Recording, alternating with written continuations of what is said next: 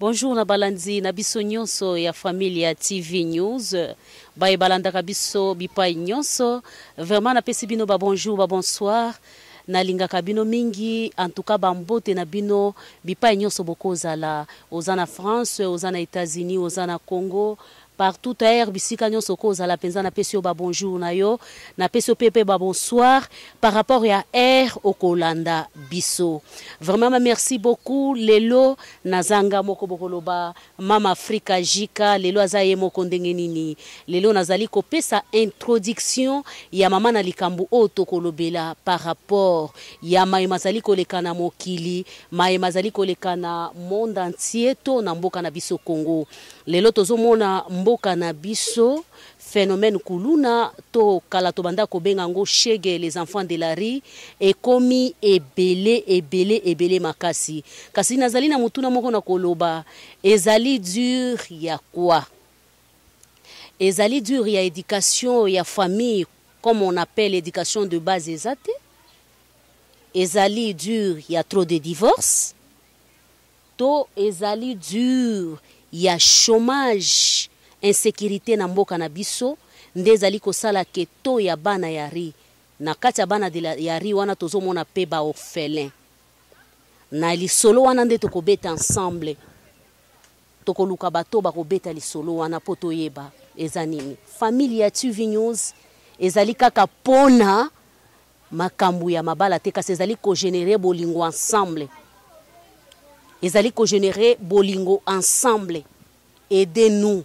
Qu'est-ce que nous pouvons faire pour sauver ba oyo bazangi pona kopesa éducation ya malonga na mabota. Lelo tozomona monde à presse yango ndezali moko pezo sala ke mabe kota. Presse ekoti si mabe, surtout presse internet. Ekoti si mabe, bazali koloba ba n'importe quoi, bazali ko publier ba n'importe quoi sans qu'on rendre compte que il y a des enfants, il y a des mineurs, il y a bato ba yebi eloko moko te. En tout cas, on ne sait jamais qu'est-ce que nous pouvons faire. Yango mutune tunami. Nini eza à la base. Nini vraiment eza à la base ya phénomène kuluna. Nini eza à la base ya makambo etali bana ya bitiki bano bazanga ba parents, bano bazanga bato babokola kabango, bano bazanga nini eza à la base nango. Éducation de base nini eza à la base. Ba divorce ba parents nini eza à la base. Problème à l'état nini eza vraiment à la base nango. Na pesi bino merci. Prochainement tokoza un invité na biso.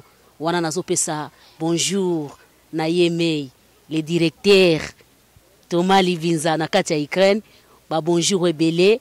En tout cas nzambalo la pambola yo. Bonjour na yo Beni Matondo toujours na Ukraine. Bonjour. Na maman Pascaline de la foi. Ma maman chérie, je t'aime beaucoup de bisous ma maman. Beaucoup de bisous, maman. Je t'aime vraiment. Moi, c'est à ma casse.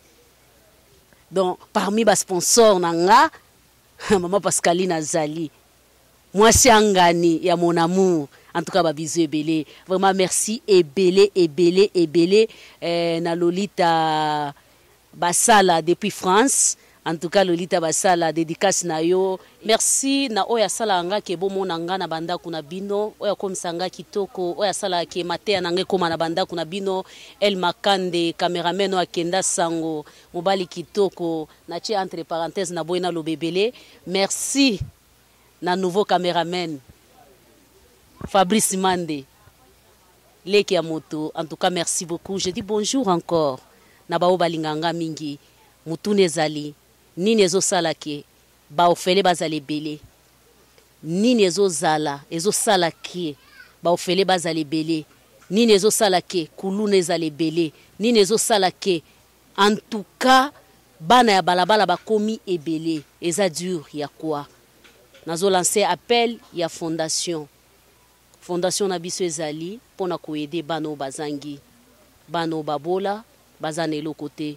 Yozana poto oza partout au Kolanda biso. Fondation na biso ezali. En tout cas, okomona ba numéro na biso na C. pona ko soutenir fondation na biso. Ozana bic, ozana cahier, ozana sac benga kalate rentrée scolaire. To ucho le kanana ba confinement, ba parents bazane le côté surtout ba ofele, bazo souffrir.